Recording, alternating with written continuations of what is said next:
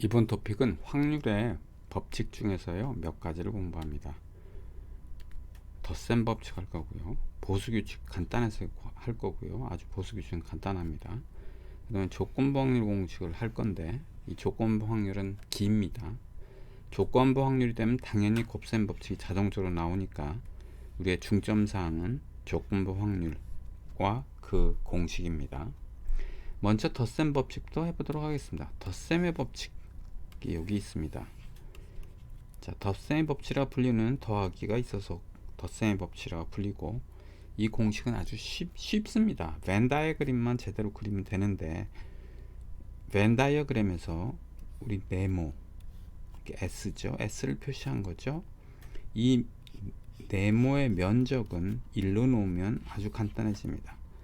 probability of S는 S 중에 하나가 나올 확률이죠. 즉 표본 공간 중에 하나가 나올 확률은 당연히 1입니다. 왜냐하면 표본 공간에 있는 요소들 중에 하나가 꼭 나오니까요. 그래서 이 면적은, 즉 S의 면적은 S의 확률과 같습니다. 그럼 probability A는 무엇이냐 하면, S가 있을 때 A가 있다고 해볼게요. 그럼 A가 나올 확률이 probability A인데, 이것은 요 A라고 친 이 동그라미 면적을 나타냅니다. 즉 확률은 면적으로 나타낼 수 있는 거예요. 확률을 면적으로 나타낼 수 있다는 이 아이디어만 있으면, 이것은 즉 확률의 덧셈 법칙은 벤 다이어그램을 쉽게 구할 수 있습니다. 이 벤 다이어그램을 한번 보도록 하겠습니다. probability A 유니언 B는 요거 A와 B 유니언 요거의 면적입니다. 이렇게 생긴 거의 면적이죠. 이 면적은 요렇게 A라고 쓴 게 있어요. 요 면적이죠. A 면적. 그 다음에 B라고 쓴 거의 면적 하고 어떤 관계가 있냐, 같게 하기 위해서는 중복 부분인 요 부분을 빼야 됩니다. 그래서 뺐습니다. 이렇게 생긴 면적은, 지금 면적은 확률로 표시되니까 확률이죠. probability A 유니언 B고, 이렇게 생긴 면적은 확률인데 뭐의 확률이죠? probability A고, 그 다음에 이렇게 생긴 것은 확률인데 뭐의 확률입니까? probability B, 즉 B의 확률입니다. 그리고 겹친 부분은 A 인터섹션 B에 해당되고요. 그 확률입니다. 저 면적이 그 확률입니다. 그래서 이렇게 하면 쉽게 우리가 덧셈의 법칙을 유도할 수 있습니다. 그래서 덧셈의 법칙은 그림만 갖고 있으면 되고, 단 여기서 만약 A와 B가 상호 베타적이면, 또는 서로 배반이면 어떻게 될까요? 저 덧셈의 법칙은 이렇게 됩니다. A 유니언 B는 오른쪽이 어떻게 되냐면, 상호 베타적인 경우는 다음과 같은 특징을 갖고 있습니다. 상호 베타라는 것은, 또는 서로 배반이라는 것은 A 인터섹션 B가 엠프티 셋입니다. 그럼 덧셈의 법칙에서 어느 부분이 영향을 받느냐, 이 부분이 영향을 받겠죠. 이제 남은 일은 probability A 인터섹션 B는 얼마일까요? 하는 것입니다. 자, A 인터섹션 B가 empty니까 probability A 인터섹션 B는 probability of empty set은 얼마입니까? 라는 질문이랑 동일한 것입니다.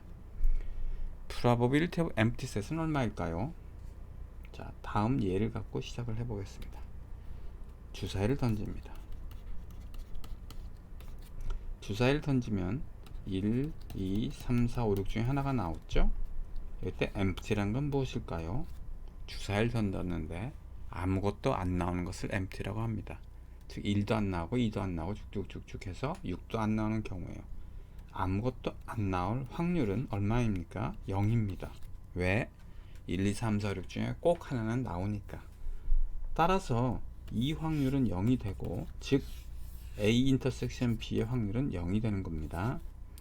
그러면 A와 B가 상호 베타적이라면 이 덧셈의 법칙은 어떻게 될까요? 자, 오른쪽은 equal 사인의 오른쪽은 probability A 더하기 probability B가 되고 빼기 하는 부분은 0이 됩니다. 그래서 없어집니다. 벤 다이그램도 쉽게 이해할 수 있습니다. 이 그림에서요 이렇게 되겠네요. A는 이렇게 되고 그 다음 B를 그려보면 B는 이렇게 됩니다. A와 B가 공통 부분이 없으니까 상호 베타적이고, 따라서 이 그림을 이용하면 쉽게 이해할 수 있어요. A 유니언 B를 보겠습니다. 어떻게 생겼나요? 하면 확률이니까 A 유니언 B 확률은 두 눈, 즉 A하고 B 쓴 거의 면적이네요. 그것은 A라고 쓴 거의 면적 더하기 B라고 쓴 거의 면적하고 일치하겠네요.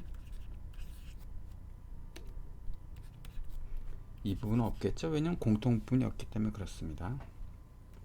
그 다음에 이 식이 만약에 독립이라면, A와 B가 독립이라면, 독립은 다음 챕터에서 할 건데 결론부터 말씀을 드리면 이렇습니다. 독립인 경우에는 A 인터섹션 B가 probability of A 곱하기 probability of B가 됩니다.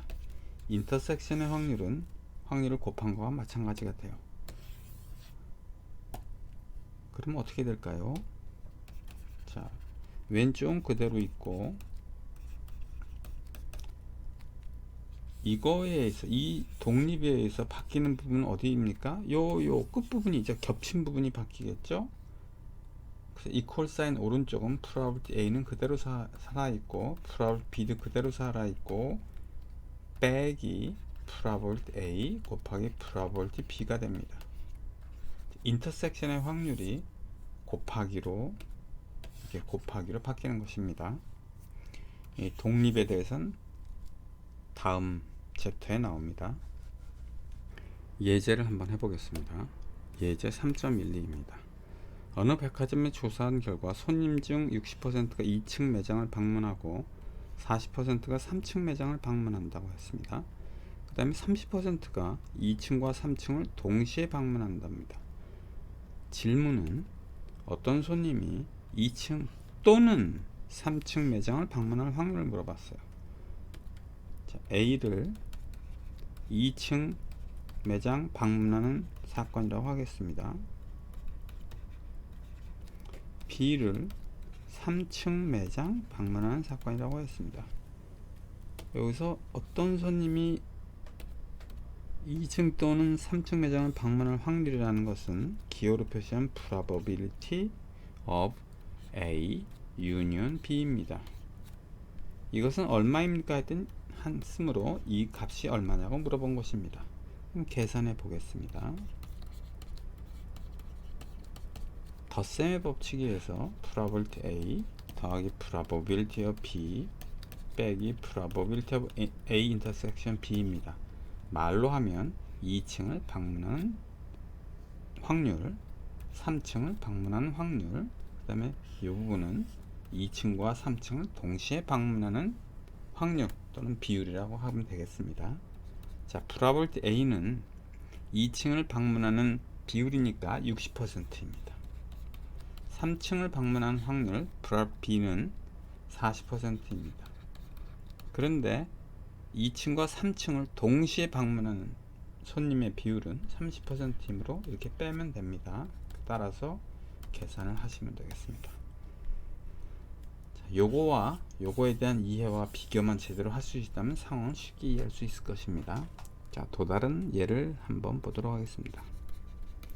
한 개의 공을 꺼냅니다. 여기서 그 공이 1 또는 붉은색일 확률이라고 물어봤어요. 사건 A를 공이 1이 나오는 1이라고 쓴 공이 꺼내지는 경우를 할게요. 1이 꺼내지는 사건. B는 붉은색이 꺼내지는 사건이라고 하겠습니다. 질문을 보겠습니다. 한 개 공을 꺼내되 그 공이 1 또는 붉은색일 확률 했으니까 확률 P고 그 안에 이 문장을 넣으면 되겠습니다. A 유니언 B가 되겠습니다. 그러면 덧셈의 법칙에 의해서 probability A 더하기 probability of B 빼기 probability of A intersection B죠. probability A는 즉 1은 하나, 둘, 세 개가 있습니다. 10분의 3이고 probability of B요. B는 붉은색인데 붉은색은 10개 중에 하나, 둘, 셋, 넷, 5개입니다. 10분의 5입니다. 그 다음에 문제가 되는 건 1이면서 붉은색인 비율이죠. 1이면서 붉은색은 요 두 개가 있네요. 10개 중에 두 개라 10분의 2 10분의 3 더하기 10분의 5 빼기 10분의 2 하면 되겠습니다. 보수규칙을 보겠습니다. 보수규칙은 컴플리먼트 룰이라고 합니다. 자, 이것은 probability A는 한 거예요. 1 빼기 probability of A complement가 되겠습니다. 자, 이것도 벤 다이그램은 쉽게 이해할 수 있어요. probability A는 지금 A라고 친 이 빨간 빗금친 면적을 말하죠. 그 다음에 1은 지금 S 이 전체 probability of S가 1입니다. 여기 아까 설명드린 거 1이에요. 빼기 전체에서 이 면적 빼기 이 면적 1인데요. 빼기 빨간 걸 해볼게요. 그럼 뭐가 남습니까? 뻥 뚫린 거 A가 뻥 뚫린 거 밖의 면적이죠. 이 검은 빗금친 면적입니다. 이 면적은 확률이죠. 면적 확률인데 무엇일까요? 요 뻥 뚫린 A라는 거 뺀 거니까 probability A complement가 됩니다. 따라서 요게 면적으로 이렇게 표시하면 되겠습니다. 요게 이해가 어려우면 그냥 이렇게 생각하십니다. probability A 더하기 probability A complement는 얼마예요? A이거나 A가 아니거나 1이겠죠. A가 이거나 A거나 A가 아닌 확률은 얼마예요? 1이죠. 그래서 이렇게 요식을 이것을 오른쪽으로 이동하면 바로 요식이 나옵니다. 그래서 보수규칙은 아주 간단합니다. 이번에는 조건부 확률 공식에 대해서 공부하겠습니다. 이 예제를 보도록 하겠습니다. 이게 박스가 이렇게 있어요. 이 박스에는 구슬이 10개가 있는데 1 또는 2라는 글자가 써 있고 레드 빨간색 혹은 파란색이 색이 표시되어 있습니다. 자, 여기서 문제를 보겠습니다. 이 박스에 구슬을 하나 꺼냅니다. 꺼내진 구슬이 1이 새겨질 구슬일 확률 물어봤어요. A와 B를 정의해 보겠습니다. 사건 A는 1이 나오는 사건이고 B는 빨간색 레드가 나오는 사건이라고 하겠습니다. 동그라미 1번은 뭐뭐할 확률이라고 물어봤으니까 확률 괄호 안에 무엇이 들어갈까요? 구슬이 1이 새겨진 구슬일 확률이라고 했으니까 probability A를 물어본 거예요. 이것은 어떻게 계산하냐 하면 전체가 10개가 있고 그 중에 1이 새겨진 것은 하나, 둘, 3개이므로 10분의 3입니다. 즉 10개 중에서 1이 꺼내질 확률은 10분의 3입니다. 제 동그라미 2번을 보도록 하겠습니다. 꺼내진 구슬이 빨간색일 때라는 단서가 붙었어요. 이것이 1이 새겨진 구슬일 확률에서 확률이니까 probability 쓰고요.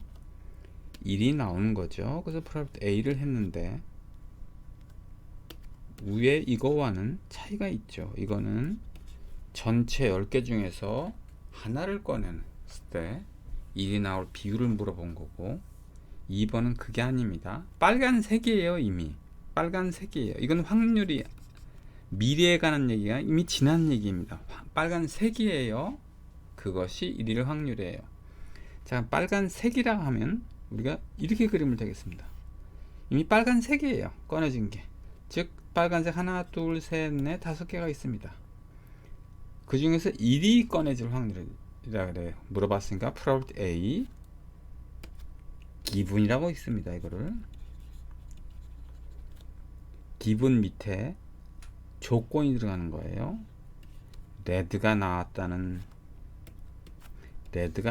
조건 하에서 1이 꺼내질 확률을 물어본 거예요. 이것을 우리가 조건이 있어서 조건부 확률이라고 부릅니다. 영어로는 conditional probability라고 부르고 기호를 이렇게 씁니다. 그리고 가운데는 기분이라고 읽고, 뭐가 조건이고 뭐의 확률을 구하는 거냐면 지금 A의 확률을 구하는 겁니다. A의 확률을 구하는데 단 조건이 붙는 거예요. B라는 전제 하에서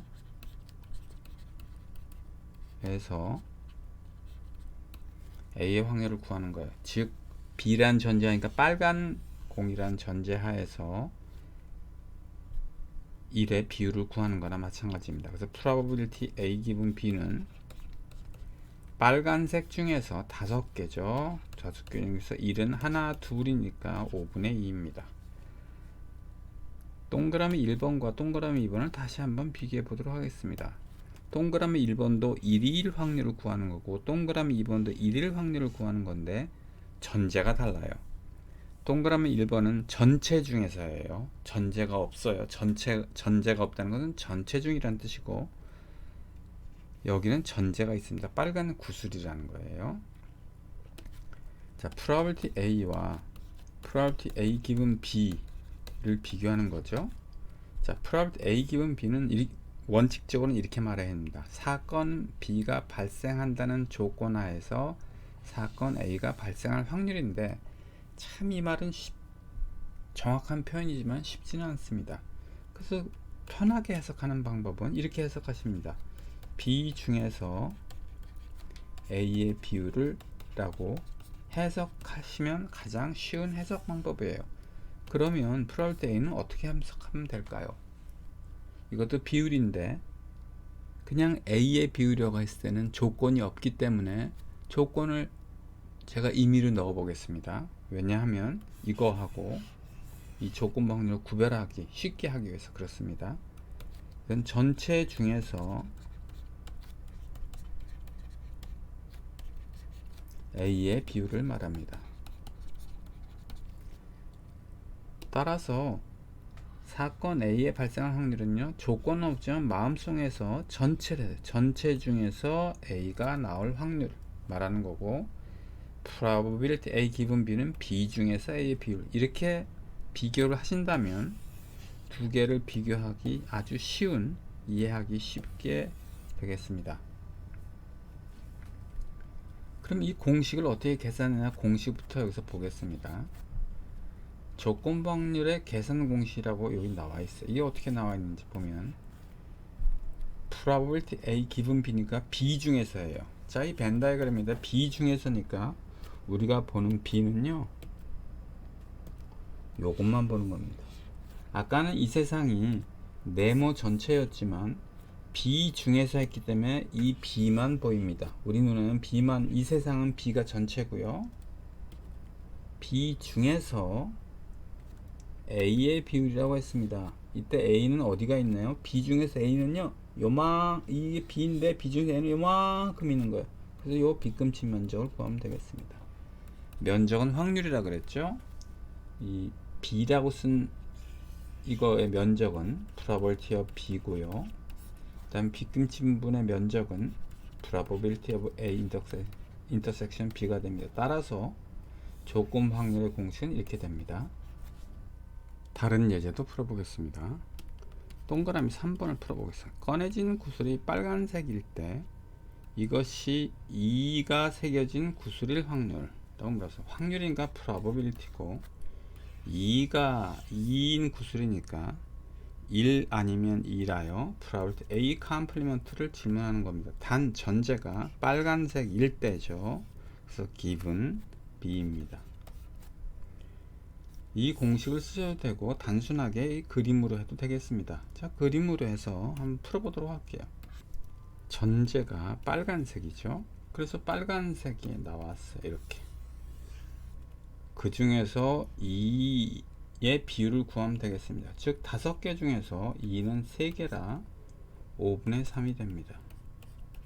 물론 이걸로 해서도 푸셔도 되는데 이해는 그냥 그림으로 이해하시는 게 더 편하실 것 같아서 그림으로 했습니다. 동그라미 4번 문제를 풀어보겠습니다.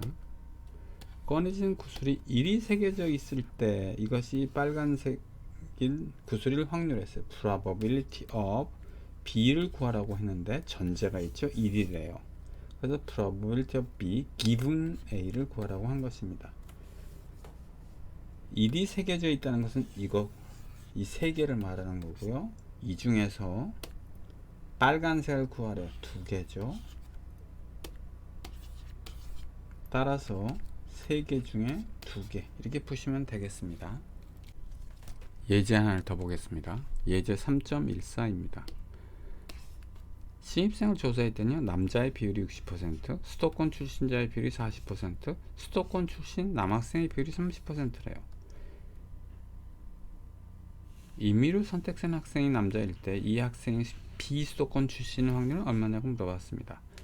자, 지금 남자냐 여자냐, 수도권 출신이냐 아니냐죠. 그래서 이렇게 풀어보겠습니다. A, B가를 정의해 볼게요. A를 수도권 출신으로 보겠습니다. 그리고 B를 남학생으로 보겠습니다. 이렇게 되면 비수도권 출신은 A 컴플리먼트를 표시할 수 있고요. 여학생은 B 컴플리먼트를 표시할 수 있습니다. 자, 이럴 때 질문은 남자일 때 이 비수도권 출신일 확률이라고 하는 것은 probability of 비수도권 A의 확률을 구하라는 것이 단 전제가 남자라는 전제입니다. 이걸 계산하는 것이죠.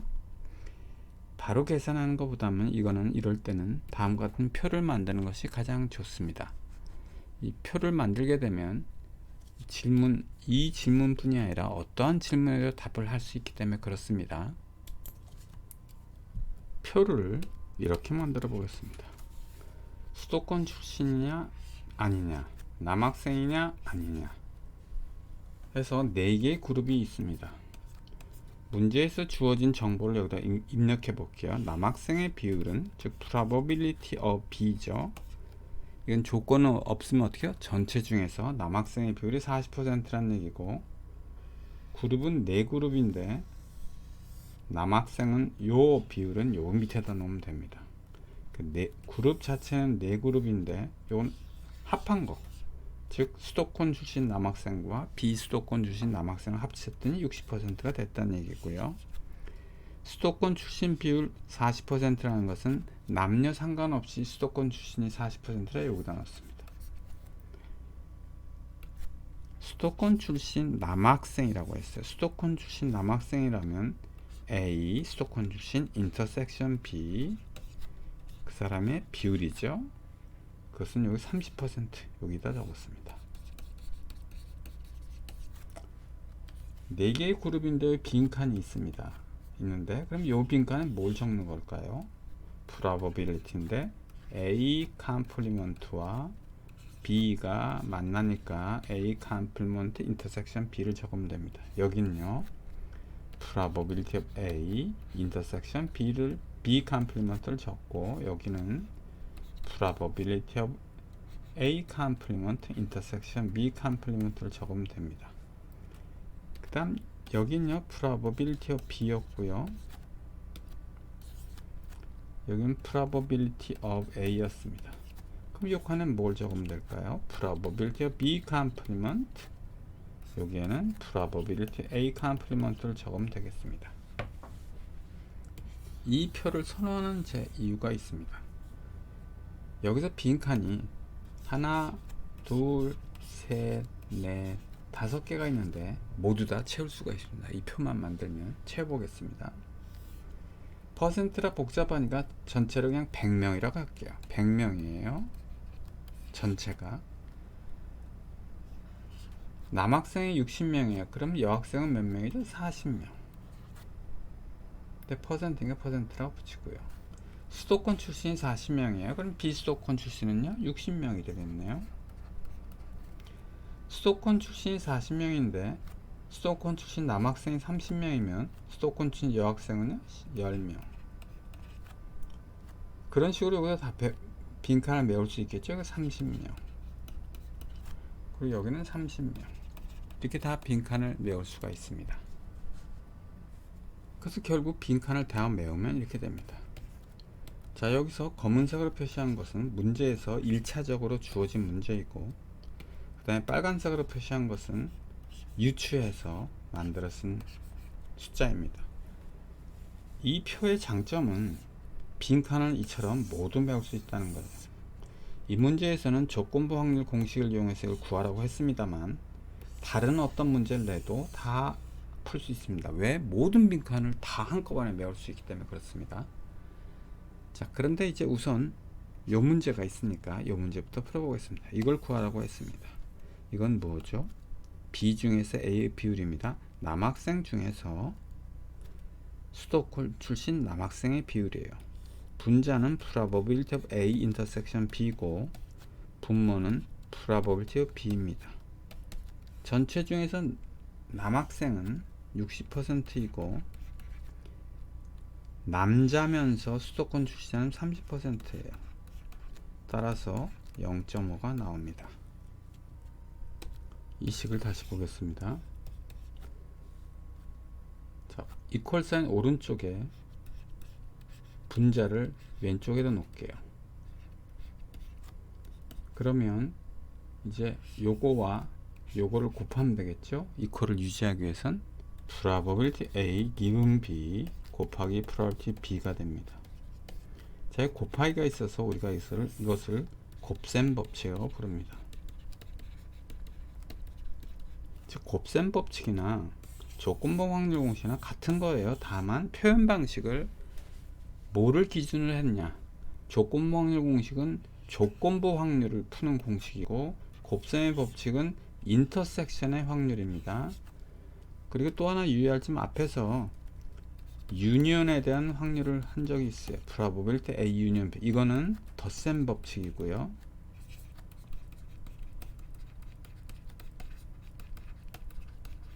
인터섹션 한 경우는 곱셈 법칙이라는 점입니다.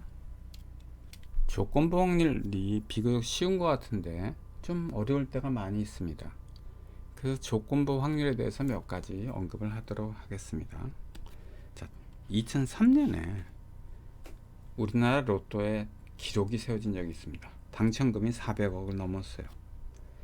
1등이 한 명이 나왔고 이 사람이 혼자 다 가져갔습니다.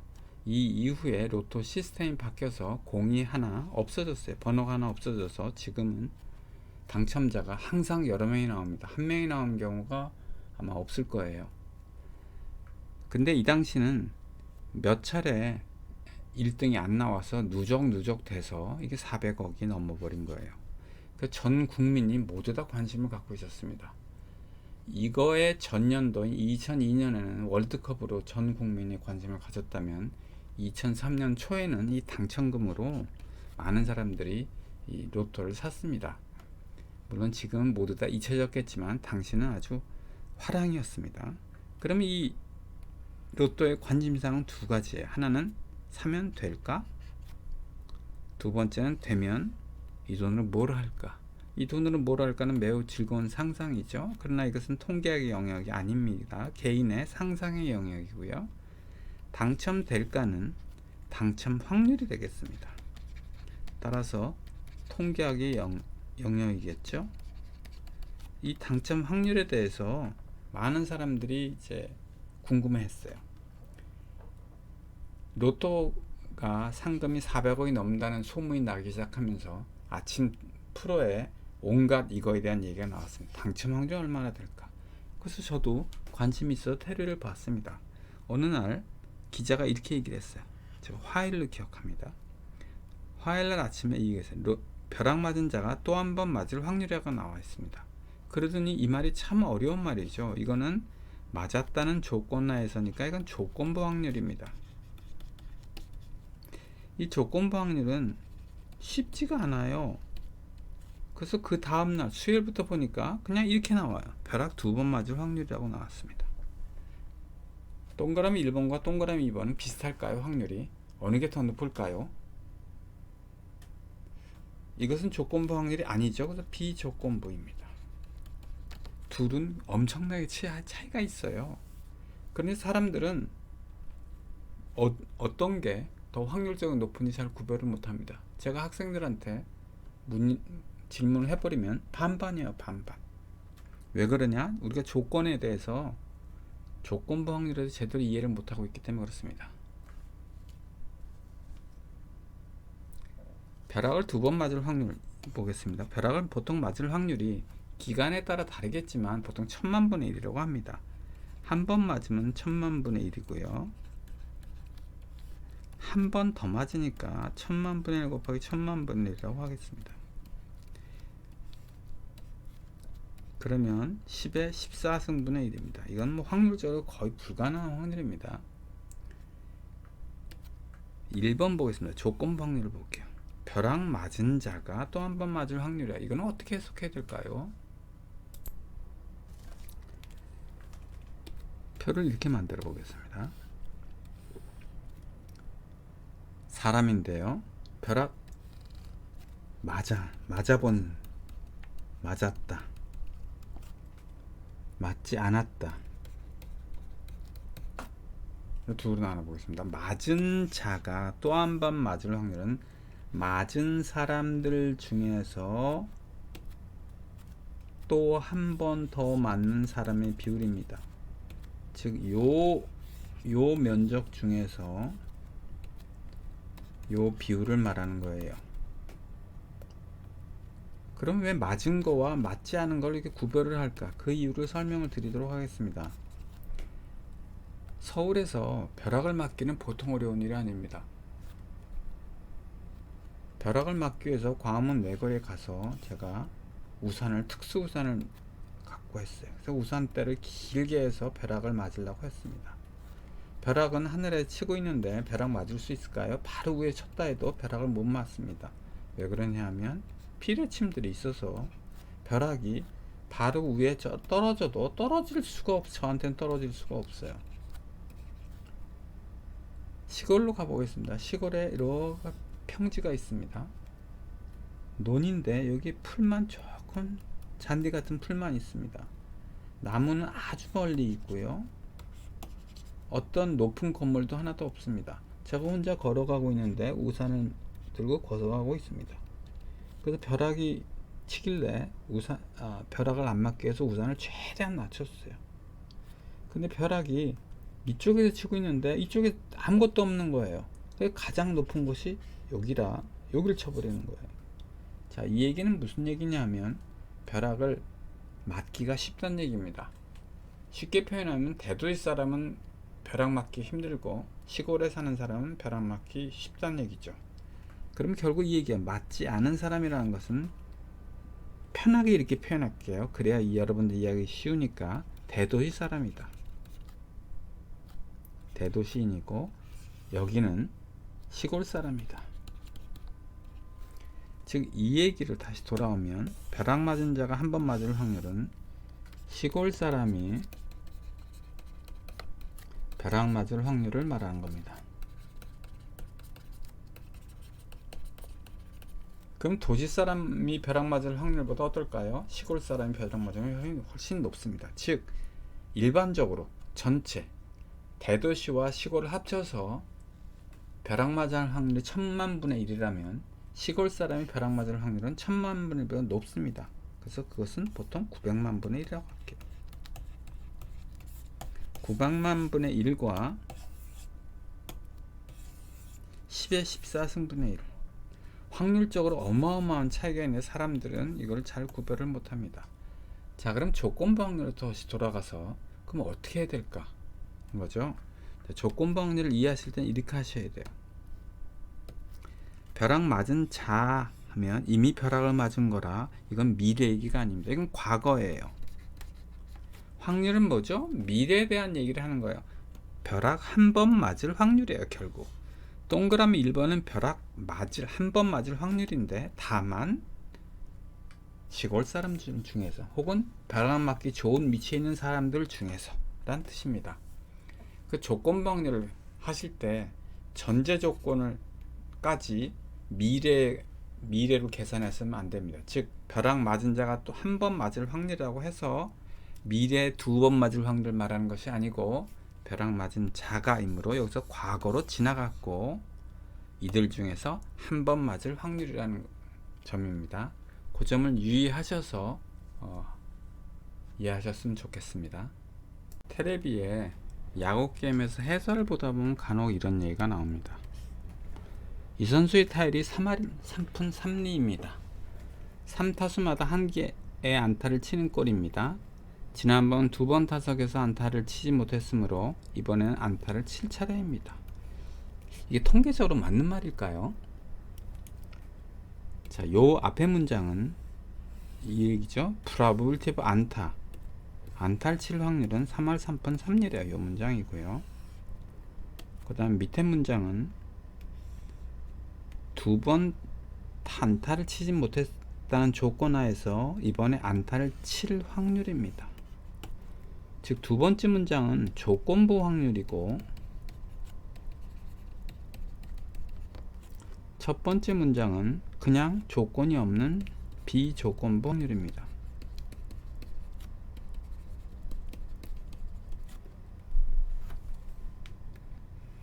비조건부 확률이 3할 3푼 3리일 때 이것이 거의 즉 이 조건부 확률 2번 연속 무안타일 때 안타를 칠 확률이 7차례는 거의 1이라는 얘기예요. 이게 말이 되는가요? 전혀 말이 되지 않습니다. 제가 엑셀을 이용해서 시뮬레이션을 해봤어요. 확률이 3.333인 동전 던지기를 3차례씩 총 15회 시뮬레이션 해봤어요. 그래서 한 회, 두 회, 3차례씩 한 겁니다. 하나, 둘, 셋 해서 15회를 했습니다. 그래서 처음 2번 연속 0이 나온 경우를 봤습니다. 2번 연속 0이 나온 경우는 이 경우, 이건 아니고요. 10이니까 이거 이 경우입니다. 총 9번이 있었습니다. 그 다음에 1이 나오면 안타란 얘기고 0이 나오면 안타가 아니란 얘기니까 1이 나온 경우를 봤습니다. 1이 나왔네요. 그래서 9번 중에서 3번 안타가 나왔습니다. 즉 0.33입니다. 조건부 확률도 1이 아니라 0.33이에요. 이 문장은 완전히 틀린 문장이고요. 요게 해설을 하면서 들으면 그럴듯한데 아주 쉬운 문장을 해볼게요. 그러면 여러분들이 이 문장이 얼마나 잘못된지를 이해할 수 있습니다. 안면이 나올 확률이 0.5인 동전을 던져보겠습니다. 2번 던질 때 안면이 몇 번 나올까요? 2번 던질마다 평균 안면이 한 번 나옵니다. 왜? 동전을 던지면 앞면 또는 뒷면이 나오는데 2번 던지면 평균적으로 앞면은 한 번 나오게 됩니다. 그 다음 질문 보겠습니다. 그렇다면 첫 번째 던졌을 때 앞면이 나왔다면 두 번째 시행에서 뒷면이 나오거나 뒷면이 나올 가능성이 높아질까요? 지금 이 문장을 보면 3타수마다 한 개의 안타를 치는 셈이므로 앞에서 2번 안타를 못 쳤다면 이번에는 안타를 칠 가능성이 높다고 주장을 하고 있습니다. 그럼 이 문장에서 보면 2번 던질 때마다 앞면이 한 번 나오니까 첫 번째 던졌을 때 앞면이 나왔다면 이렇게 말해야 되네요. 2번 던질 때마다 뒷면이 일어났네요. 뒷면이라고 나올게요. 뒷면이. 그게 더 이해가 쉽겠습니다. 2번 던질 때마다 뒷면이 한 번꼴로 나옵니다. 근데 처음에 뒷면이 안 나오고 앞면이 나왔어요. 그럼 두 번째 시행에서 앞면이 죄송합니다. 첫 번째 시행에서 앞면이 나왔어요. 그럼 두 번째 시행에서 뒷면이 나올 가능성이 높아질까요? 아닙니다. 두 번째에서도 뒷면이 나올 확률은 여전히 0.5입니다. 지금 여기서의 질문은 앞면 뒷면이 막 헷갈리게 써있네요. 자, 앞면이라고 할게요. 그러면 앞면이 나올 확률은 0.5이고요 이번에 뒷면이 나왔어. 다음에 앞면이 나올 확률은요 0.5입니다. 앞면이 두 번 중에 한 번 나온다니 요번에 뒷면 나왔으니까 다음에는 앞면 나올 확률이 좀 높겠네. 앞면 나올 차례잖아. 아니란 얘기죠. 그래서 이 조건부 확률과 비조건부 확률을 완전히 우리가 구별해서 이해를 해야 되고, 이 문장은 기본적으로 틀린 문장입니다. 근데 왜 야구에 통계가 그렇게 많지만 이런 통계는 없을까요? 두 번 연속해서 무안타 할 때 그 다음에 안타 칠 확률, 이 조건부 확률에 대한 통계는 어디도 없습니다. 왜 없으냐 하면 제 생각에는데요, 안타 칠 확률이 0.0 3할 3푼 3리면 이런 조건부 확률도 아마 3할 3푼 3리일 겁니다. 요 시뮬레이션을 보면 우리가 쉽게 할 수 있어요. 그렇기 때문에 이런 조건부 확률은 통계가 나오지 않는 거예요. 그러니까 이 문장 자체는 완전히 틀린 문장이고, 두 번 앞에서 안타를 치지 못했더라도 이번에 안타 칠 확률은 여전히 3할 3푼 3리라고 하는 것이 맞습니다. 다음 영상을 보도록 하겠습니다. 다른 사실이 있죠? 더욱 충격적인 사실은요. 테러리스트들의 98.99%가 핸드폰을 사용한 적이 있다고 발표한 것입니다. 전 세계적인 충격에 휩싸였습니다. 지금 이 프로에서 보면 개콘입니다. 유민상 씨가 핸드폰을 판매하고 있는데요, 핸드폰에 대한 문제점에 대해서 얘기를 하고 있습니다. 그래서 이렇게 해요. 테러리스트 중에서 핸드폰 사용자 수의 수가 99%랍니다. 그래서 이 얘기를 뭘 하냐면 핸드폰이 얼마나 위험하다는 얘기죠. 핸드폰을 많이 사용한 사람이 테러리스트가 될 가능성이 높다라고 문장에서 말하고 있는 것입니다. 그럴까요? 자, 이제 조건부 확률을 공부할 때 우리가 유의할 점에 대해서 또 다른 걸 보도록 하겠습니다. 이거와 이것은 틀리다는 거예요. 조건이 뒤집어진 거는 완전히 틀린 그 개념입니다. 벤 다이어그램을 그려보면 이렇게 됩니다. A, B라고 그려볼게요. 그 다음에 빗금친 부분이 있습니다. 이 probability A 기분 B는 B 중에서 A의 비율이므로 B 중에서 빨간 거 B 중에서 이 빗금친 부분의 비율을 말합니다. probability A 기분 B는 A 중에서이므로 A라는 면적 중에서 이 빗금친 부분의 비율을 말합니다. 완전히 틀린 얘기죠. 둘이 틀린데 잘 구별을 못하는 경우가 많이 있습니다. 자, 테러리스트 중에 핸드폰 사용자가 99%라고 해서 핸드폰 사용자 중에서 사용자 수 중에서 테러리스트의 수가 높다는 뜻일까요? 그건 아닙니다. 그건 높은지 낮은지 잘 모르겠어요. 낮겠죠. 왜냐면 핸드폰 사용자가 워낙에 전 세계적으로 많고 테러리스트 외에 모두 사람이 사용하니까 그렇습니다. 근데 이거는 개콘에서 하면 모든 사람들이 웃습니다. 근데 다음 예를 한번 볼게요. 근데 다음 얘기를 할 때는 사람들이 고개를 끄덕끄덕 합니다. 다음 예를 한번 보도록 하겠습니다. 텔레비를 간혹 보다 보면 이런 얘기가 나옵니다. 성공한 사람들을 대상으로 설문조사를 했더니요, 그 결과 대다수가 노력을 했대요. 그래서 일부만 노력하지 않았다고 했습니다. 성공한 사람들 중에서 대다수 사람은 노력을 했고 일부는 노력하지 않았다고 했어요. 이를 근거로 사람들이, 아나운서가 이렇게 얘기를 합니다. 성공한 사람들 중에서 노력한 사람의 비율이 높다. 따라서 노력한 사람들 중에 성공한 사람이 높고 노력하면 성공할 가능성이 높다. 노력은 성공의 필수 요인이다 라고 말합니다. 아나운서나 리포터가 성공한 사람 모임에 갔어요. 왜 성공하셨습니까? 질문했더니 대부분의 사람들이 노력을 많이 했습니다. 첫 번째 이유는 노력입니다 라고 말했어요. 그로부터 노력을 해야 성공할 가능성이 높다 라고 리포터가 해설을 했습니다. 이게 맞는 문장일까요? 이거와 이거는 전혀 같지 않다고 했죠? 맞는 문장이 아닙니다. 자, 성공한 사람 중에서 노력한 사람의 비율이라는 것은 노력한 사람의 비율인데 전제가 있어요. 성공한 사람들 중에서죠. 즉 성공이라는 게 B라고 해보겠습니다. A가 노력이고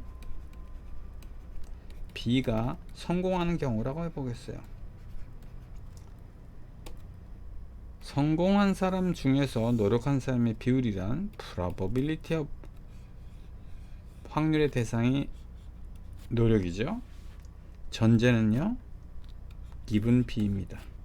반면에 그 밑에 볼게요. 노력한 사람들 중에서 성공한 사람의 비율이란 뭐의 비율을 구하는 거냐 하면 성공한 사람의 비율을 구하는 거예요. probability of B를 구하는데 단 전제가 노력한 사람들 중에서라 이렇게 표시합니다.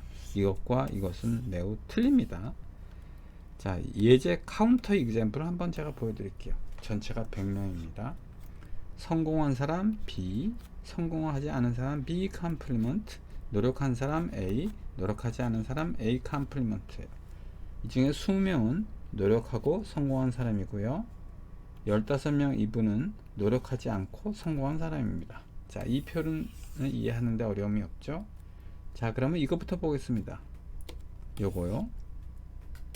probability of A given B는 B 중에서 성공한 사람들 중에서 35명 중에서 노력한 사람의 비율이라 이렇게 됩니다.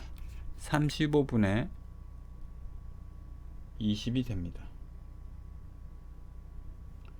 그 다음에 이걸 보겠습니다.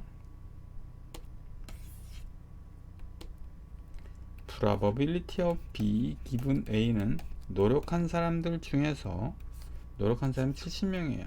70명 중에서 성공한 사람 20명입니다. 확률 계산하면요 약 29%가 되고요. probability A given B 즉 성공한 사람들 중에서 노력한 사람 비율 이거 계산을 하면 약 57%가 나옵니다. 그래서 성공한 사람들 중에서 노력한 사람이 많다고 해서 노력한 사람 중에서 노력하면 성공할 가능성이 높아지는 것은 아닙니다.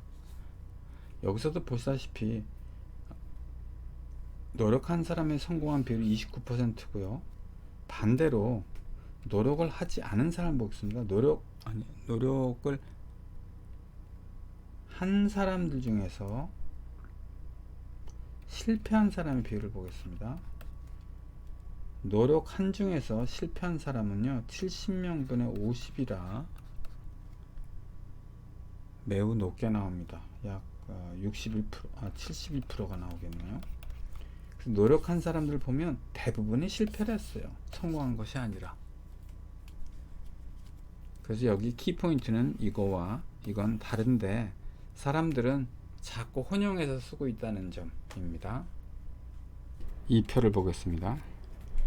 살해된 유괴 아동에 대한 통계 자료예요. 좀 불편한 얘기이지만 완전히 순수히 통계적인 관점에서 보도록 하겠습니다. 미국 법무부에서는 10여 년 전인가에 엄청난 보고서가 나왔어요. 수백 년 동안 유괴된 아동에 대한 통계 자료가 나왔어요.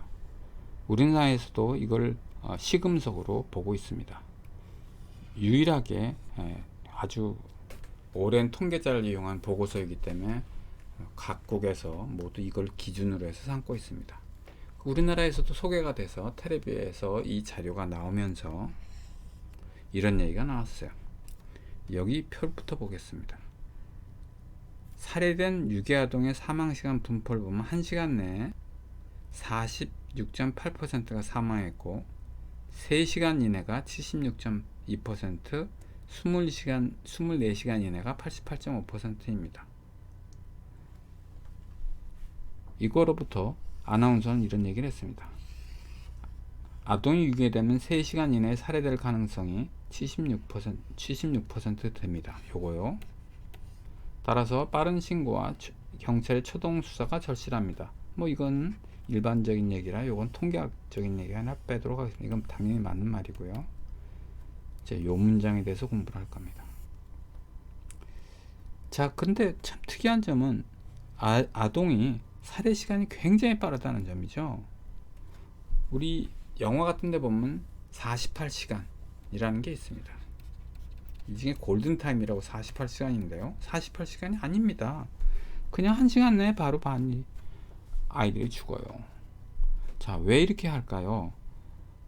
아동을 유괴하는 사람은요, 죽일 생각은 처음에 없습니다. 왜 그러냐 하면 아동을 유괴하는 이유는 그 아동의 부모로부터 돈을 받아야 되는 거예요. 돈을 받아야 되니까 상당한 시간이 필요로 합니다. 읽어보겠습니다. 여기 아동 유괴는 손익을 계산과 철저한 사전 계획을 한 후에 이루어지기 때문에 아동을 살해할 계획을 갖지 않습니다. 유괴범이 아이의 부모에게 돈을 요구하고 돈을 받는 데 상당한 시간이 소요되기 때문에 그렇습니다. 이런 이유로 아동을 오랫동안 살려둘 것이고 대부분의 사람들은 살려둘 것이라고 대부분의 사람들은 생각하고 있습니다. 그래서인지 많은 매체에서 실종 아동의 골든타임이 48시간 얘기가 나돌고 있습니다. 48시간 정도는 살려둘 것이라는 얘기입니다. 그러나 이것은 영화의 얘기지 실제는 여기 보다시피 아닙니다. 왜 그런가 한번 보겠습니다. 유괴 범죄자는 아동 유괴의 경험이 거의 없습니다. 처음 해봅니다. 경제적 문제를 쉽게 해결할 수 있다는 생각으로 다루기 쉬운 아동을 선택합니다. 그러나 아이의 심리를 알지 못하고 아이를 억류한 장소를 찾기 힘듭니다. 서독 장소를 찾았다 해도 아이는 돌발적인 행동을 하게 됩니다. 이로 인해서 외부에 노출될 가능성이 높죠. 그 유괴범은 불안하게 되고, 그래서 아이가 돌발적인 행동을 하거나 저항하면 이를 진정시키는 과정에서 자제하지 못하고 살해되는 경우가 많습니다. 그래서 이렇게 빠른 시간 내에 유괴된 아동이 살해됩니다. 그러면 여기서 질문은 이거였습니다. 아동이 유괴되면 3시간 내에 살해될 가능성이 76%입니다. 라고 앵커맨이 말했습니다. 그래서 초동수사가 필요하다라고 했습니다. 이 문장이 이 표와 일치할까요? 전혀 일치하지 않습니다. 자, 여기 문장을 보면 이렇게 되어 있어요. 살해된 유괴 아동에 살해됐다는 전제 하에서 사망 시간에 대한 비율을 구한 겁니다. 근데 여기는 유괴되면이래요. 유괴됐다는 전제 하에서 사망 시간에 대한 통계를 얘기하고 있습니다. 전제가 완전히 틀립니다. 여기서의 전제는 살해고요. 여기는 유괴당했다는 거예요. 그래서 제가 표를 하나 간단하게 만들어 봤습니다. 이거 말도 안 되는 표입니다. 그냥 유괴가 10,000명이 됐다고 해보겠습니다. 숫자가 어느 정도 있어야 통계를 제대로 표시할 수 있어요. 이렇게 했어요. 9,000명이 귀가했고 사망이 1,000명이 됐다고 해봅시다. 그러면 이 표는 뭐에 대한 표일까요? 유괴 10,000명에 대한 표일까요? 아닙니다. 이 표는 사망한 요 아동에 대한 통계 자료입니다. 그래서 표가 이거 있고요. 그 다음에 이 문장은 유괴되면 어쩌고저쩌고 하는 문장은 요 유괴된 요거에 대한 얘기입니다. 그러면 만약에 유괴된 사람 중에서 10%가 살해된다면 표를 한번 만들어 보겠습니다. 유괴된 10,000명 중에 사망 시간 비율은 어떻게 될까? 이렇게 됩니다. 이것의 10분의 1이 되는 거죠. 왜? 유괴 10,000명 중에서 사망하는 사람은 10분의 1이 되니까요. 따라서 1시간 내에는요, 사망 비율이 이렇게 낮아지고 3시간 내도 여기 76.2%에서 7.62%로 10분의 1로 낮아집니다. 그러나 유괴된 중에서 사망자 수는 아주 극히 적어요. 따라서 실제로 유괴된 아동 중에서 그 사망한 1시간 내의 사망 비율은 아주 낮고요. 만약에 유괴된 중에서 100명만 사망했다면 이 비율은 더 낮아집니다. 따라서 여기서 제가 말하고자 하는 것은 전제가 무엇인가에 대해서 꼭 한번 유의해서 통계자를 확인하셔야 됩니다. 이 경우 다시 말씀드리면 살해된 아동 중에서고요. 여기는 유괴된 아동 중에서라는 점이 차이가 있다는 점 유의하시기 바랍니다. 제가 굉장히 무서운 아동 유괴에 대해서 말씀을 드렸는데요. 실제로 아동 유괴는 별로 일어나지 않고 더군다나 살해는 별로 없습니다. 그 통계 이 자료를 계속 분석하다 분석하다가 보니까 이렇게 나와 있어요. 실종은 크게 5개 범주로 나눠지는데요. 가족에 의한 유괴, 가족 외에 의한 유괴, 가출, 아동 유기, 기타 5개로 나눠지는데 그 법무부 보고서와 이 어떤 단체에서 분석한 바에 이러면 이렇습니다. 보호자 입장에서 실종 아동, 실종 아동은 또 여기 유괴가 따로 있습니다. 실종 아동 중에서 가족에 의한 유괴가 꽤 많고요. 이게 무슨 얘기냐? 가족에 의한 유괴라는 게 뭐냐면 부인 입장에서 남편이 애를 데려간 겁니다. 혹은 남편의 입장에서 부인이 유괴했다, 데려간 거예요. 그 다음에 가족 외 유괴 48%는 가출이에요. 뉴스 미디어에 초점이 된 유괴범에 의한 유괴는요 0.0076%밖에 되지 않습니다. 그리고 이 중에 반은 귀가합니다. 실종 아동 중에 99.8%가 귀가를 합니다. 대부분이 귀가한다는 얘기죠. 0.2%가 귀가하지 않는데, 귀가하지 않는 사람들 중에 대부분이 이 미성년 보호시를 탈출한 아이입니다. 즉 가정에서 실종된 보호자는요 가정으로 대부분 다 귀가를 합니다. 유괴를 보겠습니다. 유괴 중에서 유괴란 가족에 의한 유괴, 가족 외의 유괴를 다 합친 거 보면 가족에 의한 유괴가 78%나 차지합니다. 아까 말씀드린 바와 같이 남편의 입장에서 부인이 애를 데리고 간 거, 부인의 입장에서 보니까 남편이 애를 데리고 간 거, 그게 가족에 의한 유괴입니다. 그 다음에 유괴범의 유괴, 우리가 고민하고 걱정하는 유괴범의 유괴는요 0.0076%, 즉 실종 아동 중에서 유괴범에 의해서 유괴되는 경우는 0.0076%이고 유괴된 아동 중에서 유괴범에 의해서 유괴된 경우는 0.067%에 불과합니다. 따라서 그렇게 실종 아동이 살해되거나 유괴된 아들이 살해될 가능성은 굉장히 적고 실제로 유괴범에 의해서 유괴되는 경우도 매우 적습니다. 이 통계는 불편한 이걸 보시면서 뭐 이런 걸 하냐 하는 수도 있겠지만 좀 자극적인 걸 해야 우리가 이거와 이거를 잘 구별할 수 있다는 것. probability A given B와 probability B given A, 그리고 전제 유괴범 중이냐 살해범 중이냐, 여기서도요 살해 아동 중이냐 유괴된 경우 중이냐, 이걸 전제를 잘 파악을 하셔야 됩니다. 즉 유괴범에 의해서 유괴된 경우, 유괴범에서 유괴된 경우요 확률이 달라요. 왜? 전제가 다르기 때문에 그렇습니다. 이 경우는 실종 아동 중에서고 이건 유괴된 아동 중에서기 때문에 그렇습니다.